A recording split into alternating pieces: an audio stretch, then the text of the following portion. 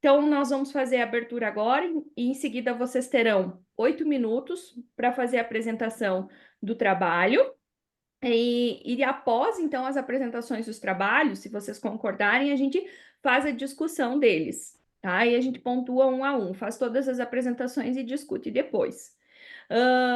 Que mais? Acho que a discussão, então, ela ocorre depois e nós teremos 4 trabalhos. O primeiro deles está intitulado Inteligência Artificial e Comportamento de Compra, explorando o equilíbrio entre a conveniência e privacidade no e-commerce e na perspectiva da regionalidade.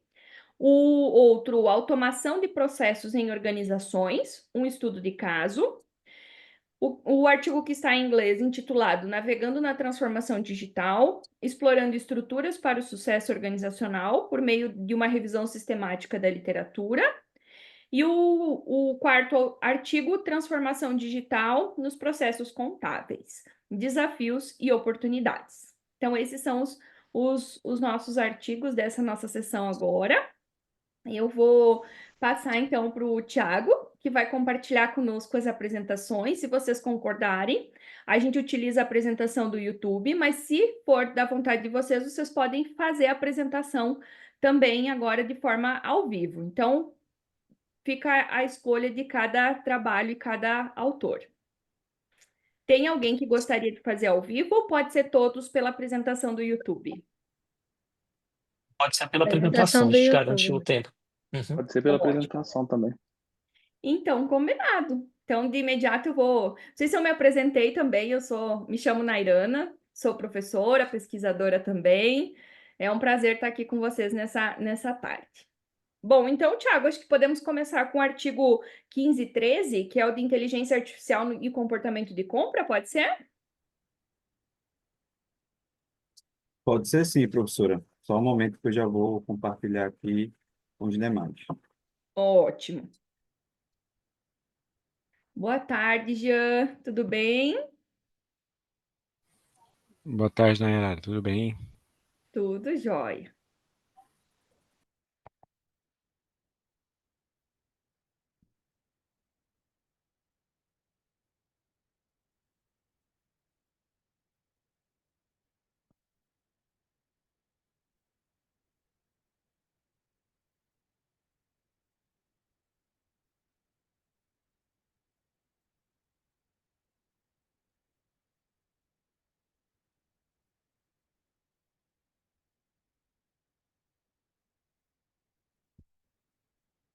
Eu vou deixar também na própria apresentação citar os autores.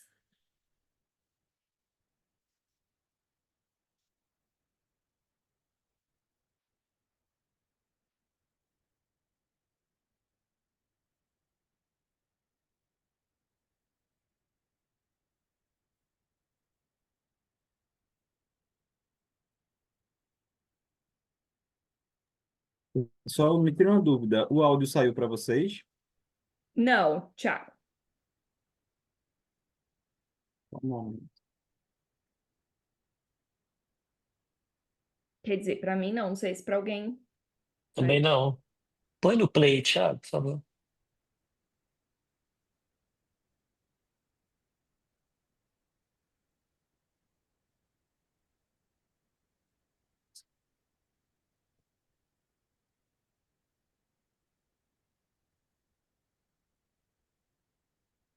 Apareceu para vocês? Deu para escutar ou não? Não. Não. Pessoal, eu vou pedir uma licença para vocês. Desculpa, eu vou tentar trocar a rede da internet aqui, porque eu acho que está com muita intermitência. Deixa eu, enquanto isso, Thiago, se quiser, eu posso tentar compartilhar daqui também. Por favor, Sérgio, se puder, Deixa eu só tentar. enquanto eu tento resolver isso. É, Ótimo, Sérgio.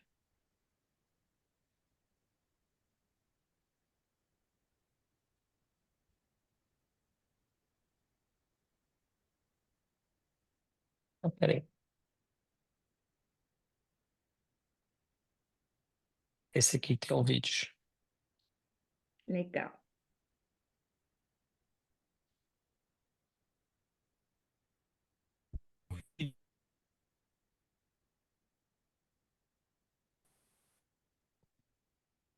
frente do microfone.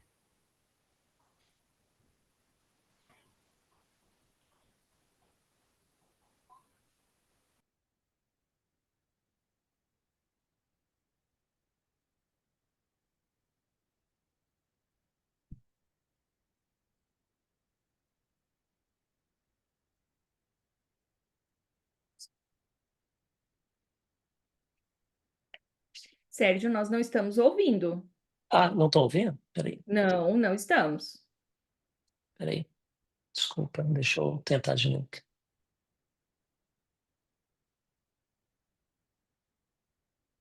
Peraí.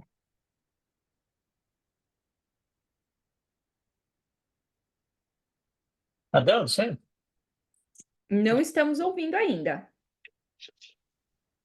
Assim que começar, eu já aviso que estamos ouvindo. Deu Explorando o certo agora? equilíbrio entre conveniência e privacidade no e-commerce na perspectiva da regionalidade. Eu sou Sérgio Beto, sou Agora do sim.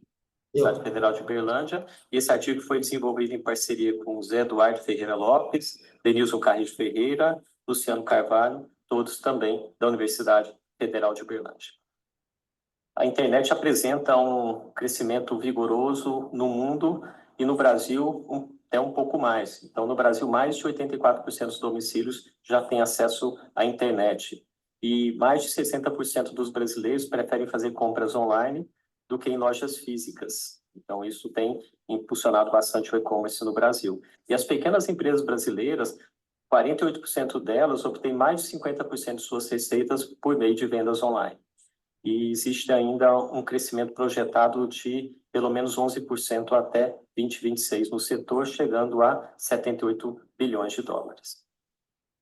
E o objetivo desse estudo foi explorar e compreender as interações entre a IA, privacidade de dados, confiança tecnológica e comportamento do consumidor, oferecendo dados para aprimorar estratégias no contexto do e-commerce brasileiro. E aí alguns construtos aí pós-pesquisa. O primeiro Tá passando o slide, né? consumidor Tá não? em adquirir um produto cedo, Não, eu até mandei uma mensagem para o Sérgio para não interromper na apresentação aí. facilidade e eficiência. Não tá passando? Deixa eu... Peraí.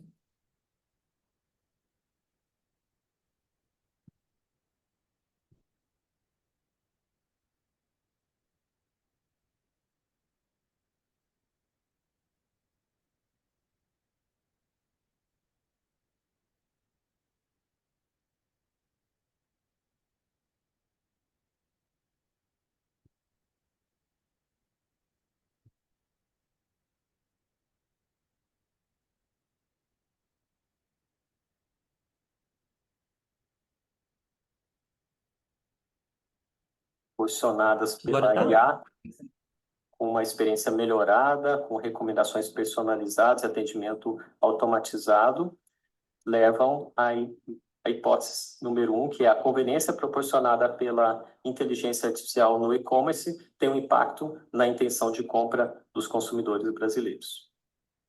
Seguindo desse Deu certo caminho, agora, gente? vem a privacidade de dados, que é a questão da proteção e controle das informações pessoais dos indivíduos, uma questão fundamental no mundo que a gente vive, leva à segunda hipótese, que é a preocupação com privacidade de dados impacta na conveniência da IA na jornada de compras online. Seguindo, a confiança na tecnologia, a questão da confiabilidade e integridade da tecnologia, ela impacta na percepção da utilidade, facilidade de uso e benefícios alcançados. E vem a terceira hipótese, né, que é a confiança na tecnologia, impacta na conveniência da IA na jornada de compras online. Por fim, a questão do regionalismo, que são as identidades culturais e sociais de cada região, aí leva a hipótese 4, que as diferenças regionais impactam na intenção de compra. Assim, o diagrama do modelo proposto para pesquisa fica que a conveniência da IA impacta na intenção de compras, a privacidade de dados impacta na conveniência de IA, a confiança na tecnologia impacta na conveniência da IA e o regionalismo impacta na intenção de compra. O método utilizado foi uma pesquisa quantitativa descritiva por meio de survey, um corte transversal e um formulário online. A amostra contou com 154 usuários de e-commerce que já utilizaram plataformas com recomendações baseadas em IA. É uma seleção não probabilística e foi feito por meio do compartilhamento em redes sociais do formulário. Instrumento de coleta, um questionário online desenvolvido para medir esses construtos por meio de escala Likert, e todas as escalas foram previamente validadas e adaptadas. Foi validado o instrumento de coleta e análise de dados utilizou a modelagem de equações estruturais, a mensuração reflexiva dos construtos, o software foi o Smart PLS4 e a amostra atende aos critérios de tamanho mínimo para equações estruturais, modelagem de equações estruturais. A amostra ela foi bastante peculiar, com um nível bastante alto de educação, a maior parte residindo em Uberlândia, Minas Gerais, com uma renda mensal fundamentalmente acima dos R$ 10.000, um equilíbrio entre homens e mulheres e uma idade entre 23 e 70 anos, com uma média de 54 anos. Os resultados das relações entre os construtos, a confiança na tecnologia impactando na conveniência da IA, um coeficiente de 0,413, a conveniência da IA impactando na intenção de compra, um coeficiente de 0,842, a privacidade dos dados impactando na conveniência da IA, menos 0,117, o regionalismo impactando a intenção de compra com coeficiente de menos 0,131.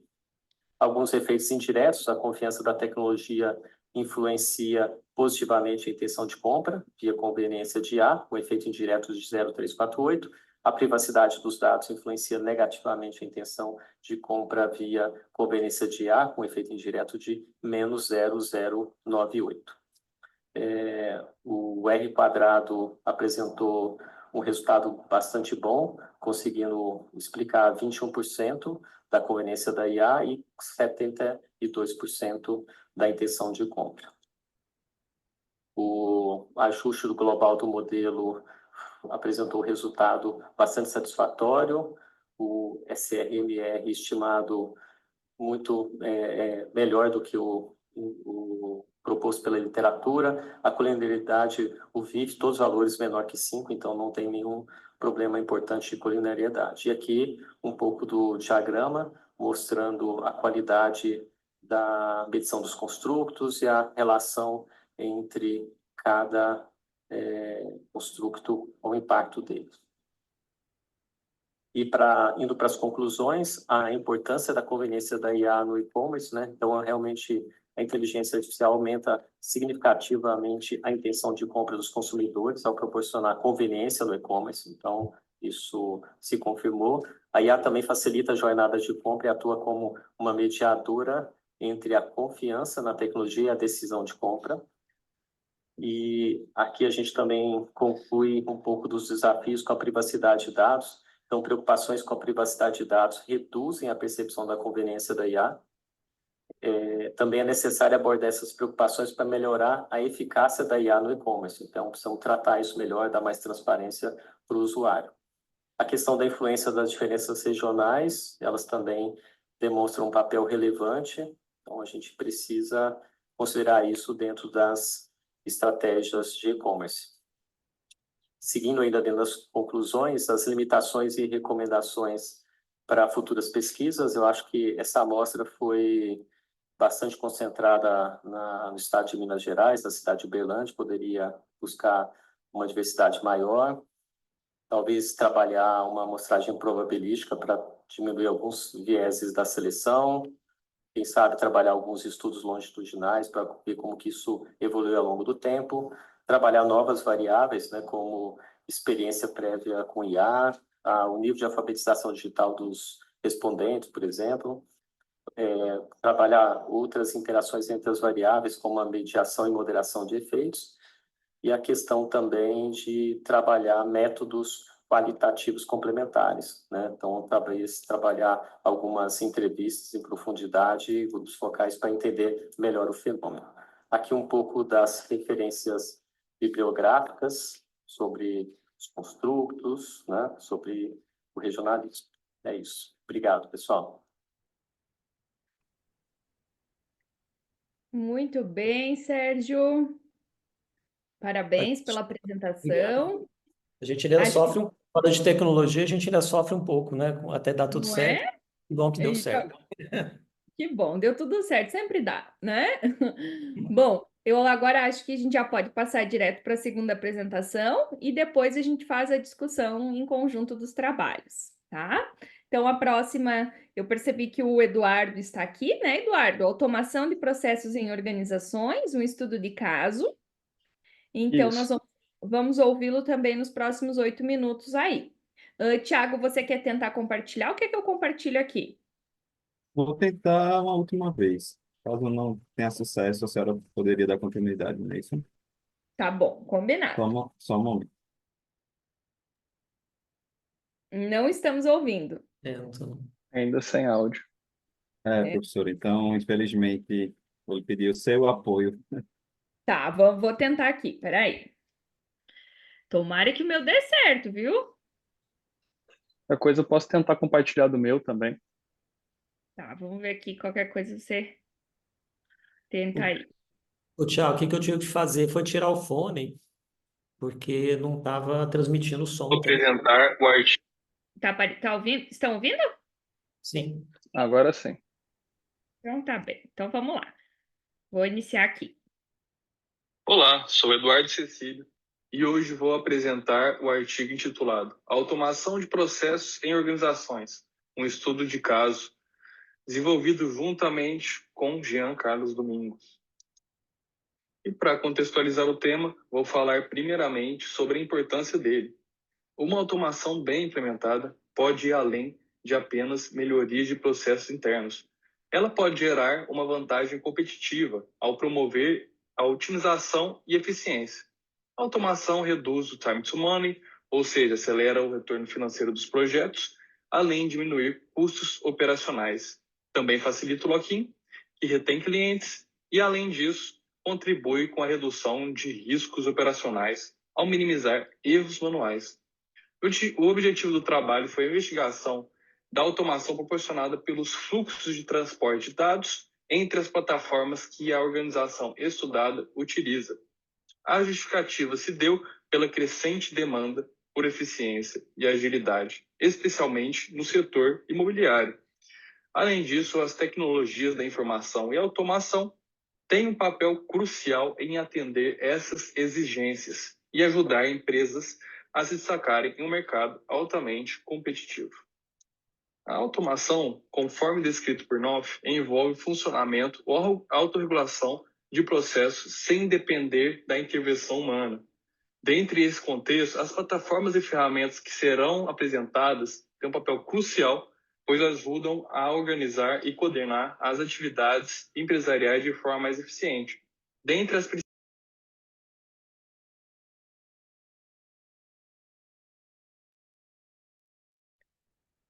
Para mim, parou o áudio. Parou o áudio para mim também.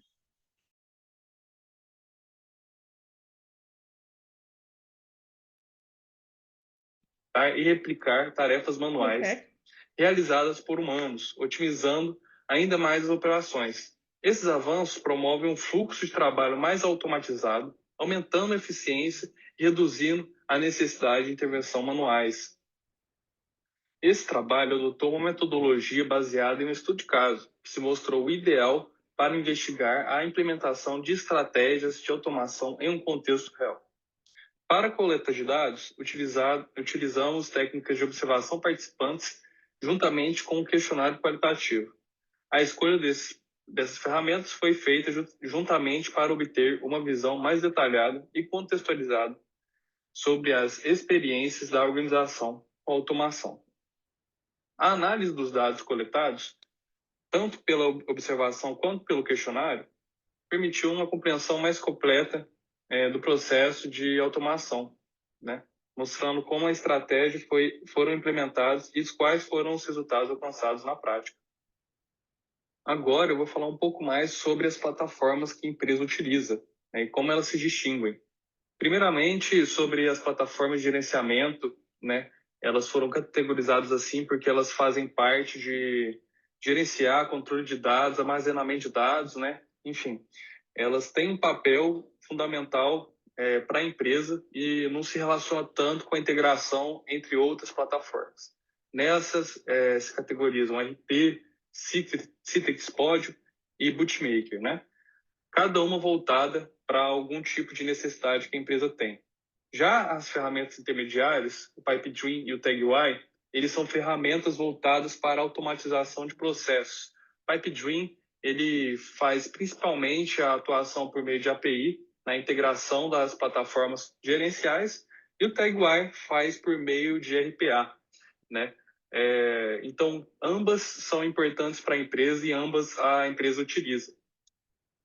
Agora, falando sobre a parte de detecção, análise e execução, essa parte foi colocada no trabalho com o intuito de ilustrar como uma metodologia de implementação de uma automação pode ser feita pelas empresas. Então, a empresa estudada foi feito esse tipo de metodologia, né? E, primeiramente, é a detecção, né? A primeira etapa seria a detecção do processo. Então, quem seria o responsável disso? Qualquer funcionário que faz uso das plataformas de gerenciamento pode dar uma sugestão de automação de um processo dentre essas plataformas, né, que viu uma necessidade ali de automação, vai lá e faz um ticket no Citrix Podio, né, e depois dessa sugestão, desse ticket feito, o departamento de TI vai validar esse ticket, vai fazer análise da viabilidade. Então, ele vai ver se o custo-benefício para fazer essa automação é interessante, os recursos que vão ser utilizados, a escolha da ferramenta, né? Seria o PipeDream, o TagUI, né? E, posteriormente, é feita a própria execução da automação, né? Então, a automação ela é feita pelo departamento de TI, né? A implementação dela é feita. O tempo de execução pode variar um pouco, então depende da complexidade da automação. Esse é o fator que pode determinar o tempo, né? E o teste piloto, eles são feitos antes da entrega da automação para o funcionário que estava relatando necessidade. Então, o departamento de TI faz o teste piloto antes de entregar. E os KPIs, eles não são utilizados, né? Para validar se foi feito, se a automação realmente foi interessante e tudo mais, presa de forma quantitativa, mas nada impede outras empresas fazerem essa visualização. Agora, falando sobre um caso prático, né, que é a busca da disponibilidade de lotes, esse exemplo foi colocado aqui na apresentação porque ele faz jus ao setor que a empresa está, então a gente consegue entender como a automação pode importar num processo, né, e para o cliente, principalmente. Então, antes, o cliente entrava em contato com a empresa por meio do WhatsApp e um funcionário o atendia, né? Então, ele solicitava a disponibilidade, o funcionário ia no site do RP, na plataforma do RP, para tirar um print da tela da disponibilidade da planta e enviar novamente para o interessado.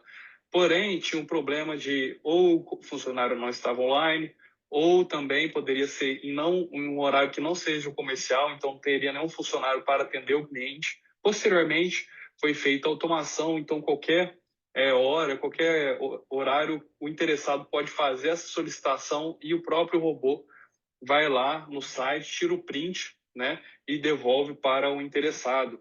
Isso é muito importante porque a disponibilidade está entrelaçada com a necessidade do cliente. Então, a necessidade do cliente comprar o lote, ele precisa saber a disponibilidade para ele fazer a decisão de compra, o que está ligado à empresa, né, ao lucro da empresa e à receita que ela teria. Agora, falando um pouco mais sobre os benefícios da automação, né, para finalizar essa apresentação. Então, a organização ela ganha muito com a automação, porque diminui as tarefas repetitivas que os funcionários fazem, né? Então, libera eles para fazer tarefas mais complexas, pensamentos, fazer alguma coisa que necessite da atividade humana, né? Também diminui erros humanos, aumenta a precisão e a qualidade do serviço. E também o exemplo que eu falei em cima, né, ilustra bem esses benefícios.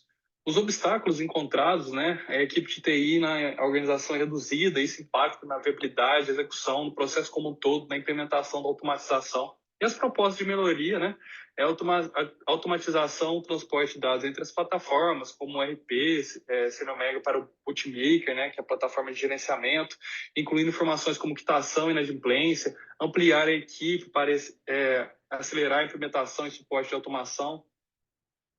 E por fim, nesse slide é possível ver o resumo de algumas referências utilizadas no desenvolver desse trabalho. E de antemão, queria agradecer a atenção de todos por ficarem até o fim dessa apresentação. Obrigado.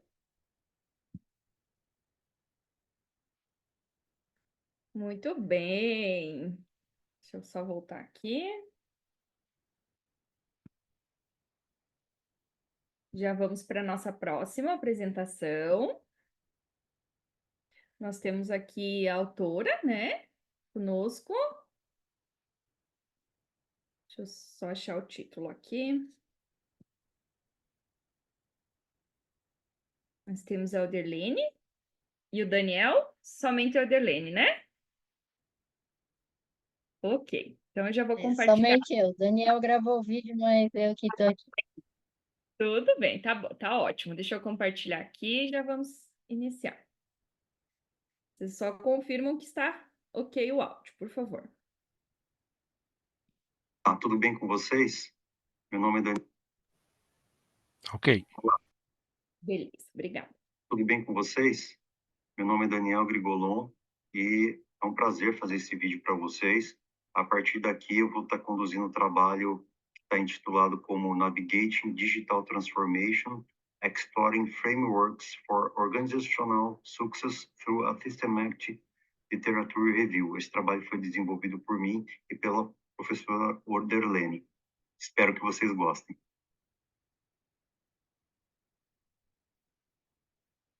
Bom, as tecnologias digitais têm provocado muitas mudanças em nosso mundo, de formas promissoras e de formas ameaçadoras. De forma promissora, as tecnologias têm gerado novas oportunidades para as empresas repensarem o seu modelo de negócio e principalmente a forma como elas interagem com os seus consumidores.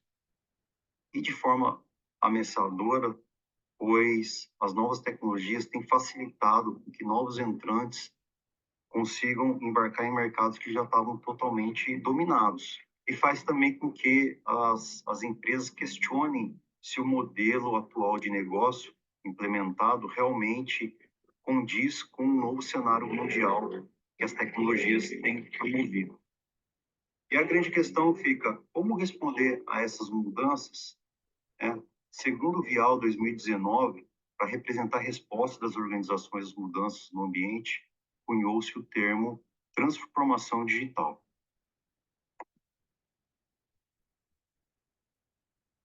Para a PAN 2022, a transformação digital é o processo de aproveitar ao máximo as tecnologias digitais para promover mudanças e inovações dos negócios.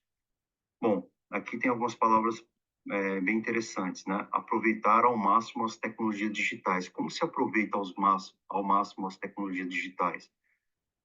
Será que as empresas hoje estão preparadas para entender as novas tecnologias digitais? Será que elas têm uma estratégia para isso? Ela possui as capacidades para conseguir absorver essas tecnologias digitais, está criando um novo modelo de negócio? E quanto a promover mudanças e inovações nos negócios, né? Existe algum processo para se fazer isso? Como se faz a transformação digital? É um pouco disso que nós vamos tratar os próximos slides. Bom, diante do desafio da gestão da transformação digital e dos diversos desafios para que ela ocorra, dentre eles processo de mudança, liderança capacitada para sua realização, estratégia, estrutura organizacional e cultura, é sugerido que as empresas busquem frameworks que ofereçam diretrizes para o processo de transformação digital. E quais são esses frameworks para a gestão da transformação digital nas organizações? Quais são os construtos chaves do seu sucesso? Para responder essas questões, esse trabalho de revisão sistemática foi construído. Para a realização dessa revisão sistemática, nós utilizamos o PRISMA, Preferred Reporting Items for Systematic Reviews e Meta-Análises. Identificamos 192 artigos na base de dados do Web of Science Para isso, a gente usou como palavra-chave no título Digital Transformation e as palavras-chave Management e Framework or Model. E o tipo de documento que fosse artigo e artigos que fossem de acesso aberto. Nós encontramos 192 artigos que se encaixaram nesses filtros, e depois de uma breve revisão ali, olhando os títulos, olhando o abstract, a gente excluiu 114 desses registros e chegamos no resultado de 78. Desses 78, houve uma leitura um pouco mais aprofundada, onde nós excluímos 44 desses artigos, restando 34 dos artigos considerados, onde a gente estudou o que cada um desses artigos propunha como frameworks, quais eram seus construtos chaves e a combinação também desses construtos. Nós encontramos nessa pesquisa 32 construtos chaves, ou seja, os construtos que mais impactam na transformação digital. Os principais construtos, dentre os principais construtos estão tecnologia, pessoas, estrutura organizacional, gestão, estratégia, processo de negócio, que estão azul e mais ao centro aqui no gráfico. Apesar das muitas ligações entre os construtos, como a gente pode ver aqui no gráfico, 11 artigos só se concentraram em explicar somente um dos construtos. E o que a gente verificou é que, para ter uma transformação digital de sucesso, é importante uma visão mais abrangente e integrada de todos esses construtos. Outro ponto importante é que, embora a tecnologia esteja aí no centro dos construtos, e está presente em muitos dos frameworks, muitos dos autores afirmam que não é suficiente usar somente ela como fator de sucesso para a transformação digital, né? Uma transformação digital de sucesso só vai ocorrer levando em consideração as outras dimensões em conjunto, como pessoas, gestão, processos e estratégia. A pesquisa também demonstra um ranking, né? Além de demonstrar um ranking dos construtos-chave para a transformação digital, ela também demonstra a combinação desses construtos nos diversos artigos, né? Somado a isso, essa revisão também traz artigos que não estão focados somente nos fatores ou construtos-chave que levam ao sucesso da transformação digital, mas sim nas etapas, nos processos que eu devo fazer para conseguir a transformação digital. Aqui uma tabela demonstrando, né, uma tabela existente no artigo demonstrando como a gente classificou os construtos e os autores que citam dentro dos seus frameworks cada um desses construtos, né, começando com tecnologia, passando por organizacional, liderança, e há outras tabelas também dentro da pesquisa mostrando as combinações desses construtos e outras ainda mostrando os construtos os artigos que tratam somente da parte de processo. E aí, como conclusão do trabalho, a gente revela os construtos chaves para a transformação digital, a complexidade que existe na transformação digital, dadas as múltiplas dimensões dela, é uma necessidade de uma gestão mais holística, integrada, que consegue combinar e verificar todos esses construtos em conjunto, e a gente ainda vê ali uma oportunidade forte, pouco explorada, de relacionar temas como liderança digital, ambidestria e dados com a transformação digital. Como trabalhos futuros, é proposto uma investigação de atuação em indústrias específicas e o desenvolvimento de novos frameworks que estejam mais integrados e adaptáveis às indústrias.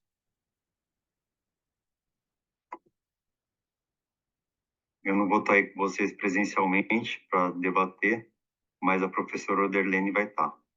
Obrigado. Muito bom. Legal, parabéns. Vou compartilhar então agora a nossa última pesquisa de hoje, que é a transformação digital nos processos contábeis, desafios e oportunidades. O Marcelo está aqui conosco, né? O autor. Então vamos Isso. lá. compartilhar a tela aqui.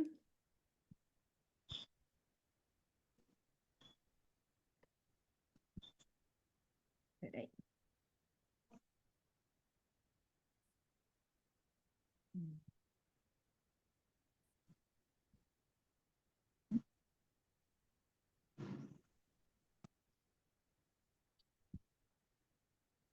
Vocês me dão um ok aí, está certinho. Oi, pessoal. Meu nome é Giovana Eduarda e hoje eu vim apresentar para vocês o nosso artigo. Vou estar compartilhando na tela os slides para vocês acompanharem a apresentação. O tema do nosso artigo é Transformação Digital nos Processos Contábeis, Desafios e Oportunidades. Temos como autoras Giovana Eduarda, que sou eu, Yasmin Veloso Silva, Marcelo Agenor Espíndola, Frederico César Mafra Pereira. A linha do nosso artigo é transformação digital. Na introdução, Carvalho 2010 sustenta que o rápido avanço das mudanças tecnológicas e organizacionais impulsionou uma estreita relação entre tecnologia e mercado de trabalho. A transformação digital, ela surge como um meio de tecnologias empregadas para potencializar o desempenho das empresas.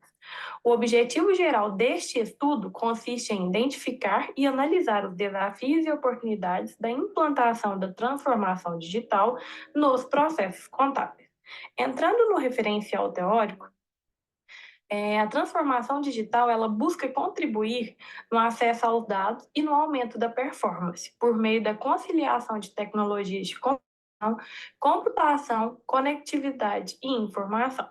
A transformação digital é a incorporação de tecnologias inovadoras para impulsionar a produtividade e agregar valor aos produtos das organizações. Rogers 2017 sustenta que, na transformação digital, os gestores precisam encontrar maneiras de otimizar as necessidades e experiências dos clientes. O processo da transformação digital, ele utiliza da adoção de tecnologias para o aumento da produtividade, criação de valor e bem-estar social, sustentado por Ebert e Duarte 2018. Trouxemos aqui um framework apresentado, elaborado por Oliveira 2023, onde ele propõe os 10 domínios da transformação digital. A transformação digital, ela impactou profundamente a contabilidade, tornando praticamente impossível a execução dos processos contábeis sem a integração da tecnologia da informação. Os autores Santos, Paes e Lima, 2021, revelaram que as organizações estudadas optaram por integrar a contabilidade digital com a abordagem tradicional. Os profissionais da área contábil percebem a contabilidade digital e as tecnologias de trabalho como fundamentais para o futuro da profissão, assumindo um papel cada vez mais analítico. Entrando na metodologia, o nosso estudo, ele é de natureza descritiva, com caráter qualitativo. A nossa unidade de análise são 3 escritórios de contabilidade, instalados no município de Araújo, sendo um escritório, e 2 no município de Perdigão, ambos em Minas Gerais. A nossa unidade de observação são os proprietários dos respectivos escritórios. O nosso instrumento de coleta de dados foi por roteiro de entrevista semi-estruturada. A nossa técnica de análise de dados qualitativos, análise de conteúdo. Análise e discussão dos resultados. No domínio dos clientes, identificou-se que os clientes, de forma geral, eles têm acolhido as tendências digitais, embora necessitam muitas vezes de tempo e um trabalho de conscientização. Na proposta de valor, o valor mais destacado nas entrevistas foi o ganho de tempo. No domínio dos dados, os resultados evidenciaram que todos os escritórios executam de forma íntegra e responsável os dados dos clientes, garantindo toda a proteção e confiabilidade dos dados digitais, conforme sustentado por Ebert e Duarte 2018. No domínio da inovação, Nesse quesito, foi destacado os aspectos relacionados às ferramentas digital, no qual proporcionam agilidade e informações em tempo hábil para tomada de decisões. No domínio dos processos ágeis, os escritórios buscam ferramentas que priorizam a importação e integração dos dados, mas sem o uso de uma metodologia ágil específica e que estão abertos a acolher a propostas e sugestões dos clientes. Nas competências, todas as contabilidades entrevistadas manifestaram sobre as habilidades digitais para trabalhar com ferramentas tecnológicas e que todas elas oferecem treinamentos e capacitação aos colaboradores envolvidos. No domínio da cultura organizacional, os escritórios relataram que eles estão buscando trazer a inovação como cultura, focando na agilidade dos processos por meio de ferramentas tecnológicas. Na agilidade organizacional, percebeu-se que esses escritórios normalmente têm se adequado bem a essas novas tecnologias contábeis e que o processo de implantação, geralmente, ele é realizado de forma rápida após as validações necessárias, ratificando os achados de Rogers 2017. No domínio da cooperação, todos os escritórios avaliaram de forma positiva, fortalecendo a dinâmica colaborativa conforme sustentado por Oliveira 2023. Por último, no domínio da liderança, os escritórios avaliaram de forma satisfatória, enfatizando que a parceria entre a liderança e a transformação digital concorrem diretamente para os resultados organizacionais. Considerações finais.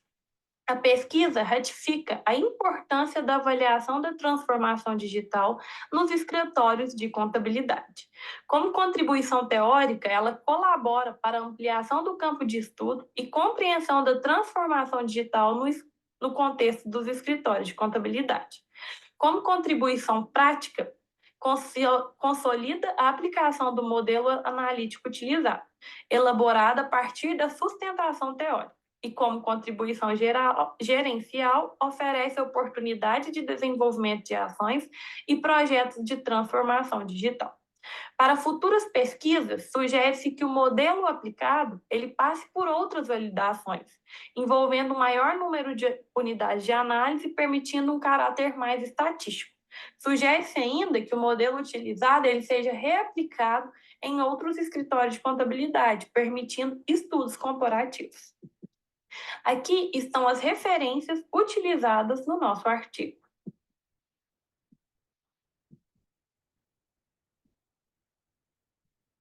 Muito obrigada a todos pela atenção.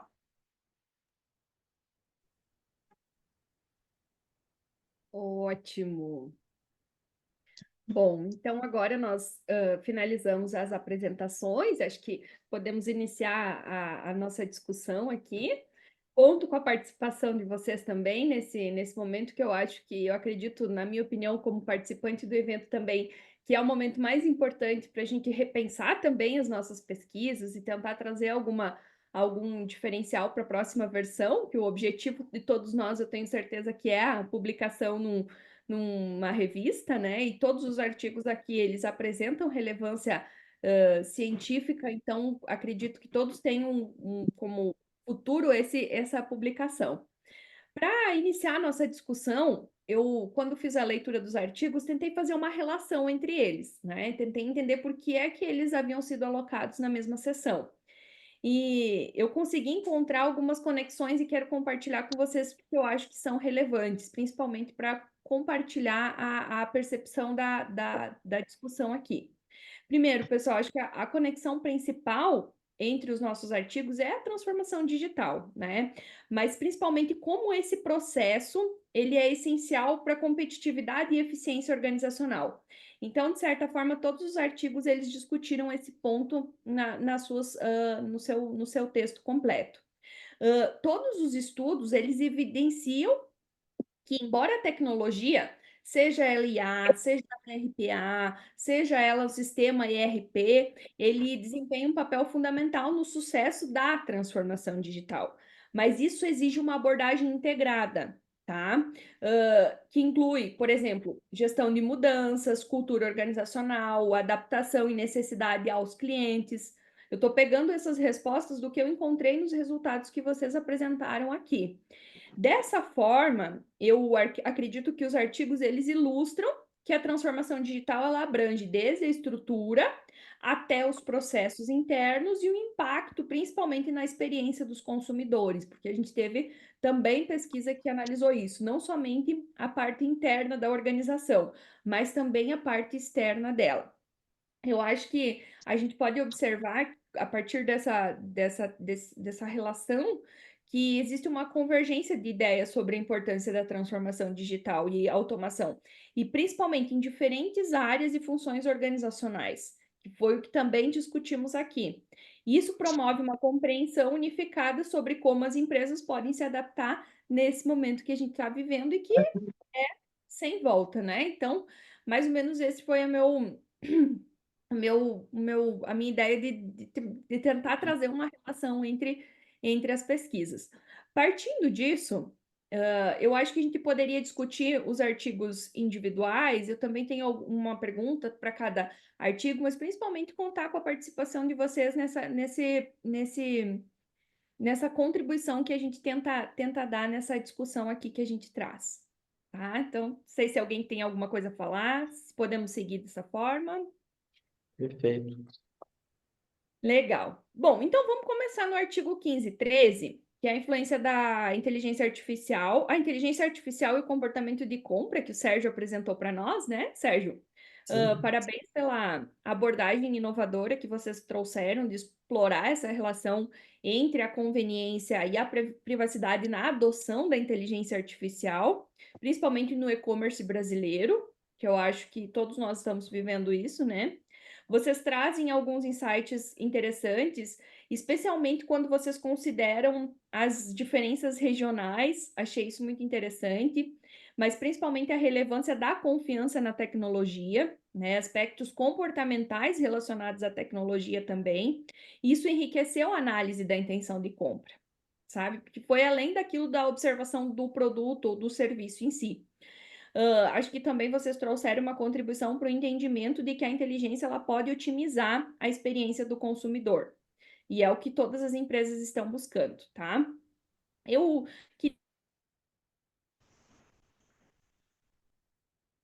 considerando a predominância dos respondentes, principalmente de Uberlândia, e a limitação de um perfil de alta escolaridade, que você trouxe para nós, tanto no texto quanto na sua apresentação aqui, autoescolaridade e renda, como que vocês acreditam, se vocês chegarem a discutir esse ponto, que a inclusão de um público mais diversificado ele poderia impactar resultados sobre privacidade e regionalismo?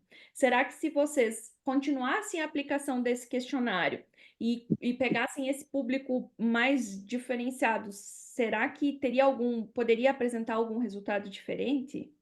Professor, assim, é a nossa percepção é essa mesma, né?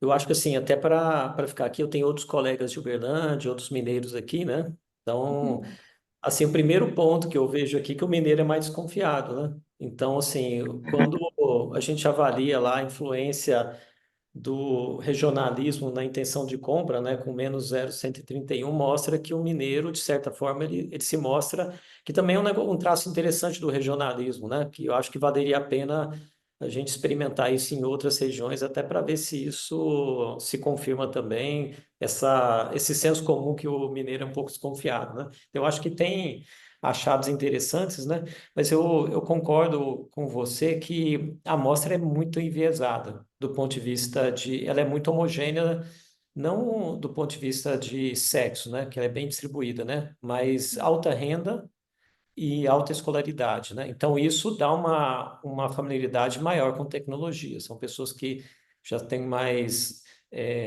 letramento digital, têm mais experiência de consumo digital, etc., né? Mas eu acredito que, dentro da temática que os colegas colocaram da transformação digital, essa é uma outra coisa que ela, pelas apresentações também, mas ficou bastante, né? Então, a minha mãe é digital, né? Assim como um jovem de 17 anos, não existe outro mundo que não seja esse, né? Então, eu acho que tem algumas coisas, talvez, um pouco mais consolidadas no público mais jovem, né? Eu acho que eles têm muito mais familiaridade com a tecnologia e menos receio, né, de como usar as coisas. Mas eu acho que, assim, talvez a grande descoberta desse artigo é justamente a faixa etária, né?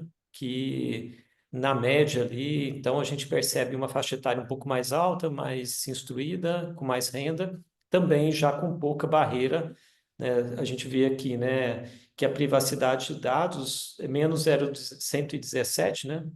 Enquanto que a conveniência da IA é 0,842. Então, assim, a percepção de que a conveniência dos motores de recomendação, dos e-commerce é muito, muito maior do que a preocupação com a privacidade. O que estão fazendo com meus dados, né? Também é outro fenômeno interessante, né? Que fala também com outro construto, que é a confiança na tecnologia. Porque, assim, a confiança na tecnologia também é um fator super importante nesse mundo, né? O que a gente discute, está chegando agora Black Friday, né? A quantidade Sim. de e-commerce falso que surge, né? De coisas assim. Então, vira e mexe, a gente dá uma relembrada que precisa desconfiar também, né? Então, eu acho que, assim, talvez os grandes achados, eu acho que a população com mais idade já tem muita familiaridade com a compra online, já se sente muito confortável com esses motores de recomendação, né? Eu acho que esse é um ponto. Mas que eu acho que a gente poderia explorar outras características de amostra, né? Para ver se isso se confirma ou se é uma característica única. Eu acho que também a questão de ter uma amostra regional, né, de outros estados, eu fico bastante interessado em saber como que seria o comportamento, né? Se é mais ou menos desconfiado, vamos dizer assim. Desconfiado é bom. Mas assim, Sérgio, a percepção que dá é que eu penso assim, pensa na contribuição prática que vocês forneceriam se vocês nos dissessem que determinado público não aceita ou determinado público não adere. Então, como que as empresas poderiam trabalhar para inserir esse determinado público, sabe? Mas nesse sentido, eu acho que valeria vocês pensar, claro que tem que abrir coleta de dados novamente, tem que fazer Sim, sim. análise de dados também, mas aí fica como uma sugestão para vocês pensarem mesmo qual a possibilidade, enfim. E em relação às hipóteses também, achei muito interessantes, bem definidas. Minha sugestão só é que você, para a próxima versão, você estabeleça a relação entre os construtos. Por exemplo, é positiva ou é negativa, sabe? Para você confirmar ou não, porque você está dizendo que elas impactam. Claro, tem contribuições, tem artigos que utilizam hipóteses dessa forma, mas, na minha opinião, acho que é interessante você trazer essa relação. Ela impacta positivamente ou negativamente, sabe? É uma relação do dependente com a independente. São algumas sugestões, mas no mais, parabéns. Muito legal o trabalho mesmo. Adorei, uma Ah, leitura muito gostosa. obrigado aí pelas contribuições aí, e acho que é essa a ideia aqui, né? A gente buscar pegar esses insights e evoluir o trabalho nosso. Obrigado aí pela ajuda. Imagina, eu também deixo aberto aqui se alguém quiser contribuir de alguma forma, quiser comentar algo do trabalho. Nairama, né? Bem diferente. O meu também né, não é bem comum, não, na verdade, bem diferente também. Só em relação a essa tua sugestão que tu deu para o Sérgio, acho que está relacionado até com o próprio PLS, né, Sérgio? Ele não permite você conseguir fazer essa análise de se essa relação ela é positiva ou ela é negativa, né? Acho que o próprio software que você utilizou, ele não te possibilita fazer essa análise, né? E teria que se pensar em outros softwares que possibilitasse, pelo menos até onde eu conheço, me parece que saiu uma nova versão agora, né, mais recente, que já permite isso, mas aquela versão que normalmente a gente tinha acesso, pelo menos até o ano passado, ainda ele não possibilitava fazer essa relação, dizer se afetava de forma positiva ou negativa, só mostra que existe uma relação, mas não se é positiva ou negativa essa relação. Mas no diagrama lá do SPS, SPLS4, né, ele aponta lá, por exemplo, a privacidade, ele afeta com menos 0,117, ou seja, ele tem uma influência negativa. Então, a preocupação com privacidade tem uma implicação negativa na percepção da conveniência. Já Olá, com sou Eduardo Cecílio. Desculpa. O regionalismo também ele tem um impacto negativo na intenção de compra, que eu falei do desconfiado. Então, ele deu aqui menos 0,131. No entanto, a conveniência de A deu um fator positivo, ou seja, a conveniência amplia em 0,842 a intenção de compra. Então, isso ele traz essa relação, se ela é positiva ou negativa, porque quando a gente constrói as hipóteses, a gente não sabe que provavelmente tem algum impacto. Agora, se ele é positivo ou negativo, o modelo ajuda a gente definir, né? Mas está um pouco assim, um pouco do que apareceu aí na modelagem, né? Mas eu acho que são pontos interessantes, né? Eu acho que essa também é testar mais conexões, né, professor? Acho que daria também novas visões, né? Acho que a facilidade que esses modelos têm, né, justamente é criar rapidamente novos arranjos, né? E a gente testar novas hipóteses também. Mas obrigado aí Moderação, pelas sugestões. moderação, acho que tem um caminho. É. E tem amostra, principalmente, tem variável, então dá para Uhum. brincar, digamos assim, né, com os dados. Não é o recomendado, né? Porque a gente teria que partir da literatura para poder estruturar, mas também acho que as contribuições de muitas pesquisas elas partem desse bom manejo dos dados também. Perfeito. Ótimo, muito obrigada. Obrigada, professora, também por compartilhar essa informação. Até anotei aqui que eu vou buscar também esse dado.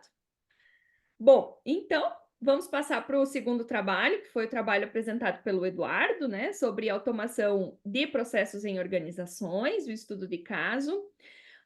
O Eduardo, ele apresentou para nós uma análise sobre automação de processos organizacionais, de plataformas, ERP, RPA, e isso, na pesquisa que eles nos trouxeram, principalmente nos resultados, otimiza a eficiência e reduz a carga operacional. Inclusive, ele cita na pesquisa a diminuição da área de TI dentro das organizações. Eles também ilustraram muito bem, eu acho, essa aplicação prática dessas tecnologias, demonstrar os benefícios que foram apresentados, como ganho de produtividade, enfim.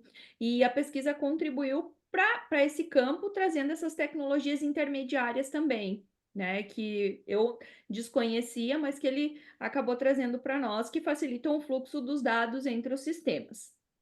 Bom, partindo disso, Eduardo, eu fiquei com algumas dúvidas, assim, que eu não sei se vocês se caberia, mas se vale a pena pensar até por uma discussão dentro do próprio trabalho que vocês apresentaram, sabe? Como que vocês avaliam a possibilidade de expandir o uso de automação para outros departamentos dentro dessa organização, dessas organizações que vocês estudaram, ou se existe a possibilidade de incluir outras nesse estudo de caso, tá? Na sua opinião, quais seriam os principais desafios e benefícios em termos de integração tecnológica e principalmente gestão de mudança? Porque quando a gente fala dessas tecnologias, a gente está falando de gestão de mudanças também. Não sei se vocês chegaram a pensar em alguma posição sobre isso, o que vocês estudaram nesse contexto?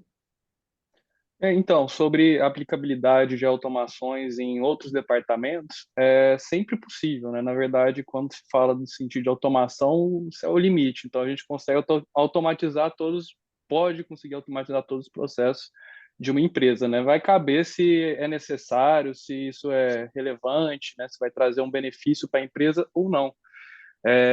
Atualmente, a empresa que a gente estudou, ela faz essa automação em vários departamentos, então a comunicação de dados entre as plataformas de gerenciamento, igual eu falei no trabalho, ela é feita pelas ferramentas intermediárias, né? E essas plataformas de gerenciamento, elas comunicam, né? Os dados delas são de todos os departamentos da empresa, então do marketing, recurso humano ou financeiro, tudo fica integrado dentro dessas plataformas. Então, o envio de dados de uma plataforma para outra já é um meio de você automatizar os departamentos, né? Ficou claro? Não, ficou legal, ficou claro, sim. A minha percepção, assim, em relação ao trabalho em si, pensando também no que mais vocês poderiam contribuir além da automação, sabe? É justamente isso. Penso que dentro de uma empresa, para que esse processo aconteça, ele precisa ser influenciado também pela cultura, né? Concorda comigo? Não adianta ir lá e impor, a gente precisa trabalhar isso de forma com um pouco de tempo, um pouco. Então, além de cultura organizacional, tem outro papel fundamental nesse contexto, que é a gestão da mudança, né?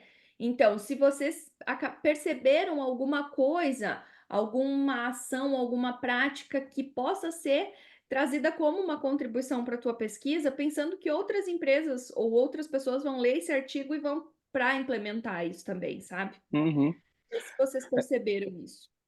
Certamente, essa questão de cultura é sempre complicado, né? Ainda mais quando a gente está mexendo em processos que estão dentro da empresa já faz um tempo. Então, sempre pode ter uma forma de resiliência na questão de implementação de uma automação, até por meios técnicos, de algum funcionário não conseguir entender direito como pode funcionar, ou por resistência de já estar com aquele processo na cabeça e ter algum medo de ter alguma mudança, né? Então, nessa questão de mudança, é sempre importante ter uma instrução bem clara para os funcionários, né, de como vai ser feita a automação e o que ela pode ser benefício. Então, é sempre interessante deixar claro o benefício que ela tem, né, e como que ela vai trazer um benefício para a empresa, né. Não adianta, igual você falou, chegar lá e implementar e também não falar nada que ela pode trazer de bom para a empresa. O funcionário também precisa entender isso. E sabe, Eduardo, outro ponto que é interessante também e que eu vejo que está em evidência em algumas pesquisas é principalmente a própria avaliação das gerações dentro das empresas com a utilização, né? Não sei também se é o caso do estudo de vocês, enfim, mas isso também tem uma implicação muito grande na gestão da mudança, em como isso acontece. Não sei se vocês Exatamente. perceberam isso ou não. Sim, né? Na empresa estudada tem uma diferença, né, de idade entre os funcionários e é nítido. Eu não coloquei no trabalho isso, mas é nítido que essa dificuldade vem das gerações maiores. Então, com mais velhas, digamos assim, né? Então, dificuldade com RP, dificuldade com outras plataformas de gerenciamento, eles já têm uma dificuldade e para entender os benefícios também.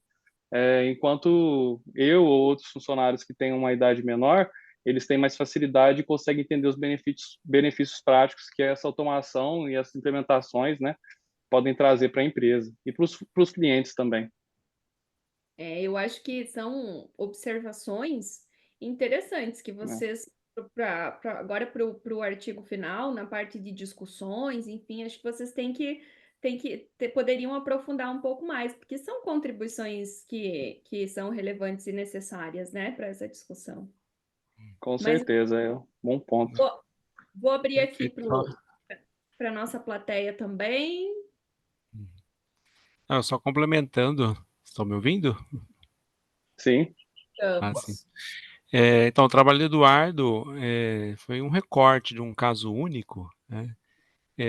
Com olhar entender como as empresas estão fazendo essa automação. A gente vê muitas discussões da automação de processos, né? Do uso desses sistemas, os benefícios, e muitas vezes a gente não tem nesse debate como isso é feito, né? Então, a gente verifica essa diversidade de ferramentas que são utilizadas, né? Então, às vezes, isso traz uma complexidade, às vezes, em investimentos, mais recursos para investimentos, né? Capacitação das pessoas para lidar com múltiplas ferramentas, né? Para que, então, o processo de automação em si, muitas vezes, não depende de de um único fornecedor, né? Então, tecnologias muito distintas umas das outras, né? Então, isso traz algumas dificuldades nessas etapas de implantação, mesmo pelas áreas de TI que sejam envolvidas, né? Em compreender essas ferramentas, dominar depois a manutenção delas, né? Então, todos esses fatores trazem também resistências, né, tanto na implementação, seja ali por questões de investimento, seja também por domínio dessas ferramentas, né, a garantir a sustentabilidade, a manutenção e o suporte dessas ferramentas, né. Mas o fundamental, como o Eduardo colocou, a gente compreender o processo. A empresa tem uma boa visão dos seus processos, muitas vezes ali ao ser mapeado, já identifica-se oportunidades de melhorias, né, antes mesmo até depois de ser executado uma automatização, né? Então, muitas vezes é necessário ter esse trabalho inicial de entender o processo, verificar as melhorias que precisam ser feitas no processo, para que depois faça ali a automatização. Então, a gente automatiza, às vezes, um processo que não está, de certa forma, eficiente ainda, né? E a gente só transfere um problema, às vezes, né, para um esforço computacional, e às vezes está gerando informações, conteúdos que até mesmo depois sendo armazenado, gerando outros custos para a organização que não tem muito aplicabilidade para ela final, né? Mas é um caso que teria que ser explorado, acho que expandir outras organizações, ver mais casos associados, né? E há muitos pontos que possam ser discutidos conforme você nos trouxe, né? Para ser aberta às questões que a gente tem de impactos culturais, resistência de mudanças, né? E as linhas relacionadas à análise do processo. E esses são, assim, só alguns pontos que eu lembrei, mas, assim, claro, vocês vão ter que fazer algumas escolhas, porque vocês não vão conseguir abordar todos esses pontos possíveis, né? São só ideias aqui, eu venho para tentar trazer ideias, assim, mas são pontos que eu acho, assim, ó, que para mim são gritantes dentro das empresas. Principalmente quando você trabalha, por exemplo, com alguma consultoria ou algo aplicado nas empresas, a gestão da mudança nesse contexto de automação é muito forte, e principalmente pessoas que não estão preparadas para atuar com isso, que simplesmente estão lá para fazer, mas que não sabem como fazer. Então, acho que uma contribuição muito legal vocês poderiam trazer sobre essa ótica também. Mas são escolhas, né? Vocês vão ter que fazer escolhas aí. Mas De acho que é fato. isso. Eu queria acrescentar um ponto que eu acho que assim, eu acho também um artigo muito interessante, com muito potencial, né? E eu acho que a trilogia, né? Pessoas, processos e tecnologia, né? Porque aqui a gente teve bem o recorte das tecnologias aplicáveis, né? Mas eu acho que essa sequência que tem demonstrado sucesso na transformação digital, né? Primeiro, acho que como a professora colocou, trabalhar as pessoas, né? Engajamento, entendimento, adesão. Depois ver os processos que fazem sentido para depois trabalhar a tecnologia, escolher a tecnologia que faz sentido para aquele processo, para aquelas pessoas e ter uma automação realmente que entrega valor, né? Porque a automação, se não tiver, acho que o Eduardo mostrou antes e depois, né? Eu acho que é fundamental essa discussão, né? Isso poderia ser talvez mais valorizado aí no trabalho que vocês fizeram, né? Essa abordagem, né? Além do que foi colocado, também como contribuição. Perfeito, Sérgio. Daria quase que um passo a passo, mais um, né? Para apresentar no trabalho. Muito bom. Bom, então vamos passar para o terceiro trabalho da professora Oderlene, navegando na transformação digital, explorando estruturas para o processo organizacional, por meio de uma revisão sistemática da literatura, né? Eu, particularmente, gosto muito também de revisões, bibliometrias. Acho que a gente tem um campo interessante para aplicar, e principalmente nesse caso que vocês encontraram alguns insights muito relevantes para a pesquisa como um todo. Então, vocês trouxeram contribuições significativas, principalmente para a contribuição, para a compreensão desses frameworks, né? Destacando a complexidade, a diversidade, os construtos envolvidos, que é interessante para quem está começando, principalmente a pesquisa nesse campo, também vai buscar muito na referência de vocês. A análise também, ela está muito bem estruturada no sentido de metodologicamente, isso é muito interessante. A análise como um todo dos modelos, a apresentação de combinação, ela tem uma base valiosa tanto para a organização quanto para nós como pesquisadores, né? E vocês trazem de certa forma, uma abordagem holística desse processo, uma proposta que enfatiza tanto a importância da adaptação organizacional abrangente, mas indo além também para a implementação de novas tecnologias. Então, parabéns para vocês pela construção do trabalho, achei muito interessante.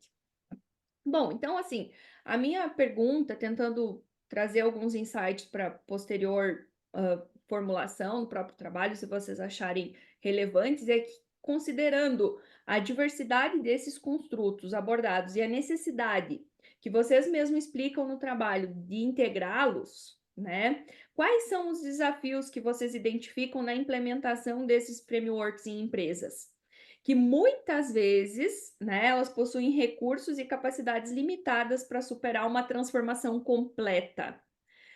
para ver como complementa também a pesquisa do Eduardo e do Jean, né? Nesse sentido. Então, não sei se vocês pensaram sobre isso, se a professora quer compartilhar algum insight, alguma coisa. Nayara, Nairana, de Maria. Nairana, olha lá. Nairana, tem algum apelido, Nairana? Eu chamo Nairana mesmo. Todo mundo me chama de Nai. Nai. Já corta aí. Já intimou aqui. Esse artigo foi desenvolvido pelo Daniel como um dos artigos da dissertação dele de mestrado. Eu fui a orientadora. Na verdade, o que ele queria propor era um modelo para transformação digital. E aí ele precisou fazer essa revisão sistemática justamente para identificar quais os construtos ainda que não tinham sido contemplados, né? Ele trabalha com isso, ele vivencia esse processo, ele é gestor de área de TI, então a empresa que ele trabalha estava passando por esse processo de transformação digital e ele está diretamente ligado a isso. Então, ele estava fazendo um estudo que, de certa forma, ia ser útil para a própria empresa que ele estava trabalhando. E aí ele queria descobrir quais são esses construtos chaves, né, que a empresa deveria levar em consideração nesse processo de mudança. E para o trabalho, a gente precisou, então, até para justificar esses construtos, o que ele estava trazendo de contribuição, dado que já tinha sido pesquisado, né? Então, ele fez essa revisão sistemática para identificar justamente quais construtos já tinha sido contemplado, né? O que ele teria que olhar, quais seriam considerados dados, levando em consideração os que já foram mais estudados, tendo isso, os que estavam mais presentes, né? Nos vários modelos propostos, se presumia que seriam os mais relevantes, né, dado que foram os mais estudados na maioria dos construtos.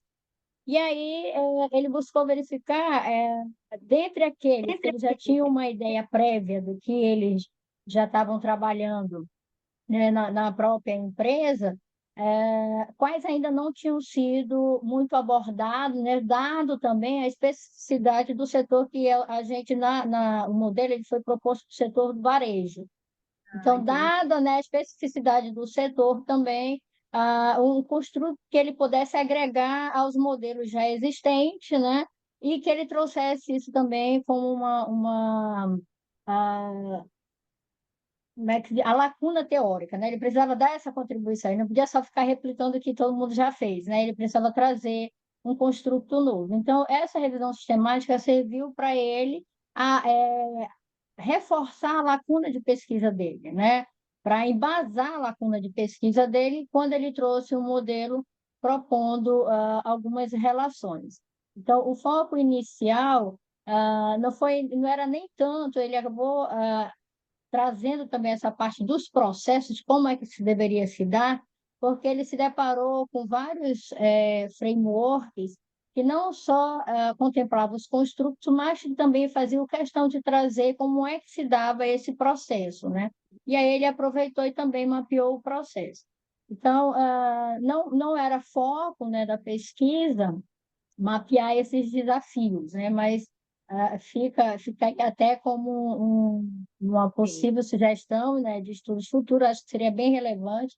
Se fosse o Daniel aqui discutindo com você, ele provavelmente diria quais são esses desafios, né, que ele conseguiu mapear, mas foi uma revisão que ele já fez justamente com esse foco, né, para ele conseguir propor um modelo, né, que foi o que ele fez, que efetivamente era a dissertação dele, o foco era esse, mas precisou fazer uma revisão sistemática anteriormente, e creio que ficou muito bom esse trabalho dele, dá embasamento, serve aí para futuras pesquisas, né, nessa área, outros modelos possíveis de serem realizados, como ele bem mesmo falou, em outros setores, né, já que ele focou no setor do varejo, né? Mas anotei aqui, já vou passar para ele, que foi um questionamento aqui de quais seriam esses desafios, quem sabe no doutorado ele já avança, né, nesse sentido de incluir dentre as pesquisas dele aí essa parte dos desafios, que eu acho que é bem interessante. Muito Legal, obrigada. interessante. Imagina, mas na própria dissertação ele criou, mas ele não aplicou. Então, essa aplicação ainda vocês estão pensando Sim, para... sim, ele não aplicou, dado que ele propôs um modelo teórico, né? Ele traz os construtos, ele traz ai, tá fugindo agora as palavras, mas ele traz os trabalhos que já dão as escalas, né? Que vão possibilitar mensurar aqueles construtos, né? Ele já traz tudo, só falta agora estruturar um instrumento e coletar o dado, mas ele disse que vai deixar fazer isso no doutorado. Até porque ele não teria tempo, né, hábil para fazer, dado que o período do mestrado é um pouco mais curto, né? Ele defendeu a dissertação só com a revisão sistemática e com a proposição do modelo teórico. E a ideia é não para o doutorado ele aplicar, né, e fazer aí como o Sérgio, o professor Sérgio aí, rodar aí numa modelagem de equação estruturante. Ai, legal. E como sugestão, então, pensando nessa proposta, vocês poderiam transformar esses desafios em proposições desse artigo da revisão sistemática, publicar e tentar testar. Olha que legal, acho que seria um caminho bem interessante, né? Porque as Sim, proposições seriam os desafios, então vamos ver se isso acontece mesmo na prática, a partir do modelo que ele mesmo criou. Acho que seria tá interessante. certo. Anotei aqui, muito obrigada. Imagina, abro aqui também, se alguém quiser fazer algum comentário, algum questionamento. Gostaria de fazer rapidinho, professora. Ah, legal, Tiago. Professora Darlene, recentemente eu refiz uma revisão sistemática, entendi todo o contexto aí, no período de mestrado tudo fica corrido, né? Pelo que eu vi, vocês utilizaram só uma base, que foi o Web of Science, não é isso? E pegando esse exemplo recente que eu tive, eu quase que caduco um artigo, que ele passou muito tempo eu tentando publicar ele, não conseguindo, e daí eu fui retornar para as bases, e quando eu retornei, passado esse período de tempo, e agreguei outras bases, o artigo ficou mais rico e ficou mais robusto.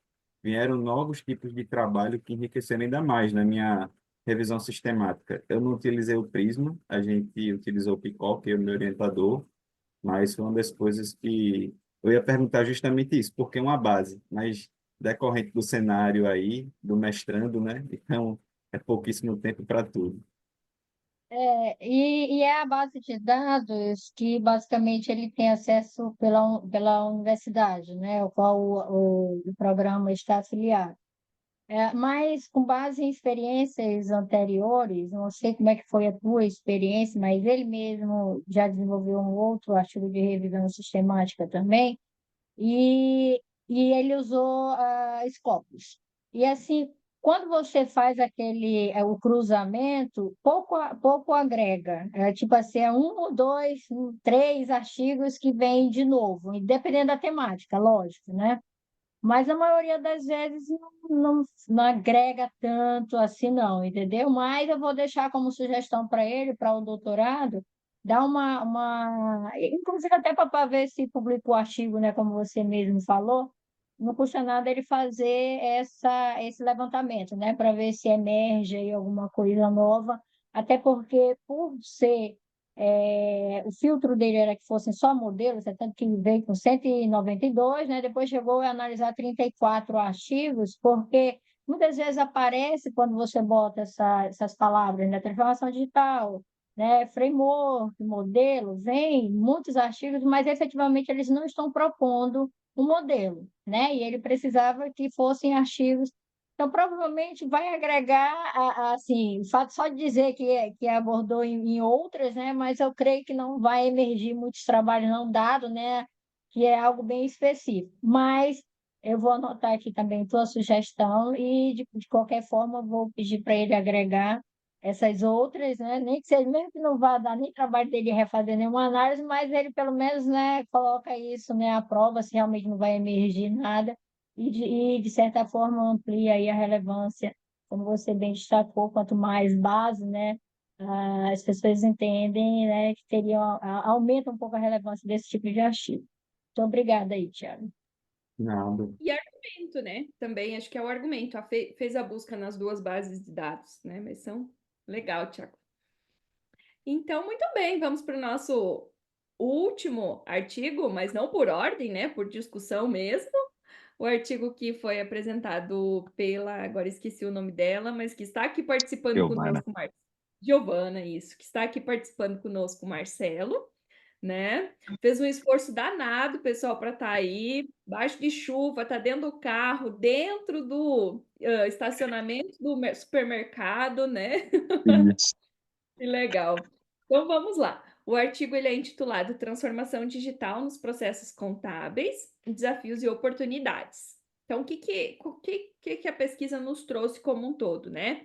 Ofereceu uma análise sobre os desafios e sobre as oportunidades na transformação digital na área contábil. Destacaram a digitalização, não apenas como uma otimização das operações, mas também uma redefinição para os clientes, especificamente em escritórios que enfrentam a necessidade de adaptar essas mudanças contínuas, né, Marcelo? E a abordagem, então, ela foi feita empírica e análise dos domínios específicos para contabilidade digital, prática, para entender a implementação dessas tecnologias e o desenvolvimento de competências digitais. Então, aqui a gente também já tem uma pegada mais comportamental para análise desse contexto. Bom, então, Marcelo, a partir da leitura do artigo, uma pergunta assim para vocês, para entender se vocês chegaram a discutir sobre isso também. Seriam quais são as estratégias específicas, né, que vocês recomendariam? Não sei se você atua nesse meio também, depois você explica para nós que vocês Sim. poderiam recomendar como conclusões, ou principalmente como discussões, para superar, então, esses desafios da tecnologia digital por parte dos clientes, que a gente sabe que tem muito disso, né? Os clientes mais tradicionais, que vocês trouxeram isso no próprio texto. Sim. Considerando que esse é um desafio dos escritórios que vocês identificaram. Então, vocês identificaram esse desafio, mas vocês não me disseram como trabalhar ele. Então, pensei assim, acho que cabe essa pergunta para o Marcelo poder responder para nós aqui, a partir da análise que vocês fizeram. Sim. Boa tarde a todos, colegas. É o seguinte, pessoal, na verdade, deixa eu só contextualizar rapidamente aqui, que acaba que o nosso tempo aqui já está ficando no limite, mas nós pegamos aí duas cidades, né? São Araújo e Perdigão, que são cidades pequenas, próximas aqui de Divinópolis, Nova Serrana, aqui em Minas. E são cidades onde ainda tem aquela tradição de que todo mundo conhece todo mundo, vamos dizer assim, né? Cidade pequena, a contabilidade agora que está entrando com essa proposta de transformação digital. E, paralelo a isso, veio essa questão aí, que ao mesmo tempo que os escritórios eles estão tentando trazer essa pegada, né, da transformação digital, inclusive foi até citado aí, né, processos, pessoas e tecnologia, né, o tripé aí que a gente pode elencar, mas o que eu pude perceber que eu acho que assim é essencial e acaba que no artigo, né, de certa forma a gente tem que limitar, só ratificando aqui para vocês, pessoal, que esse artigo ele é fruto de um TCC. Então, a Giovana e a Yasmin, que são coautoras, elas estão na graduação, né, desenvolveram esse artigo com essa proposta da transformação digital, e acabou que dentro do artigo, isso a gente não, né, dentro do recorte que nós trouxemos, a gente não apresentou isso de forma clara, mas isso no TCC é mais detalhado.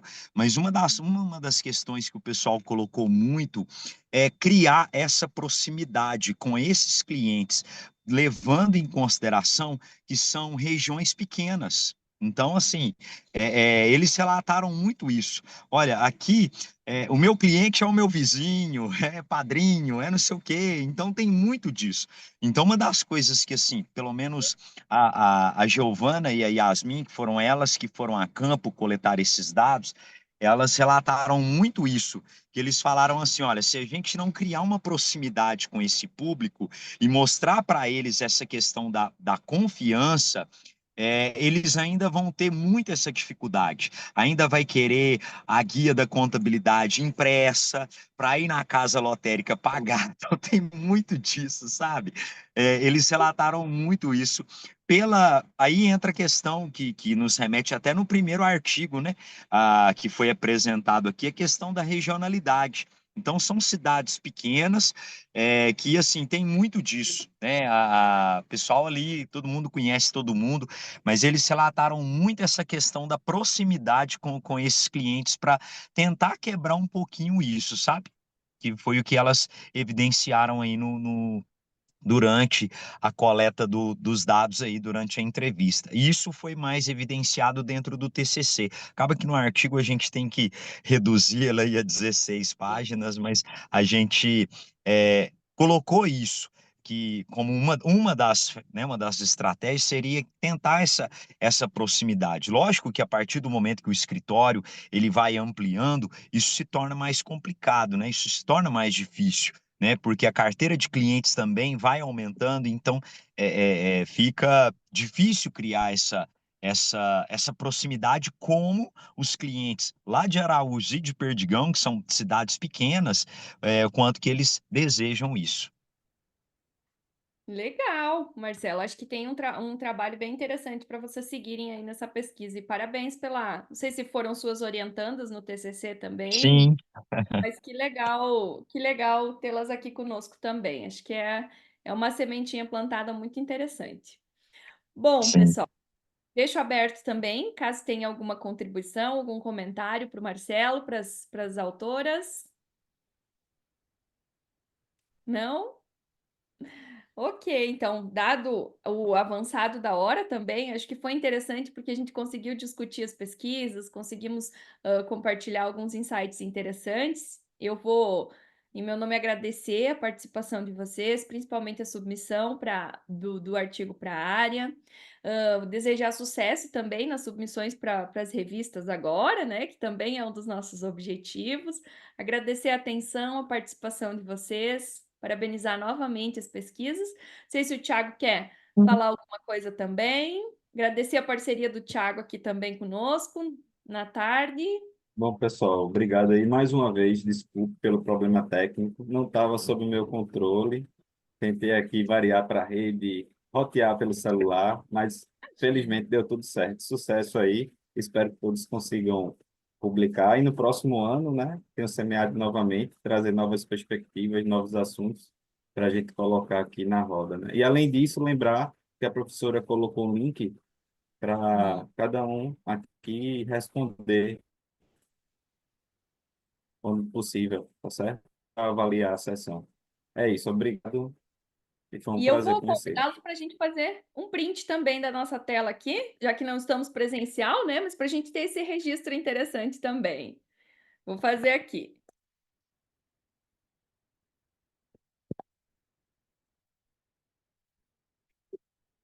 Aí, foto salva. Obrigada, pessoal. Sucesso aí para vocês. Até a Tchau, boa próxima. noite. Obrigado. Obrigada. Até a Obrigado, próxima. gente. Até a Obrigado, até a próxima, próxima. pessoal. Obrigado.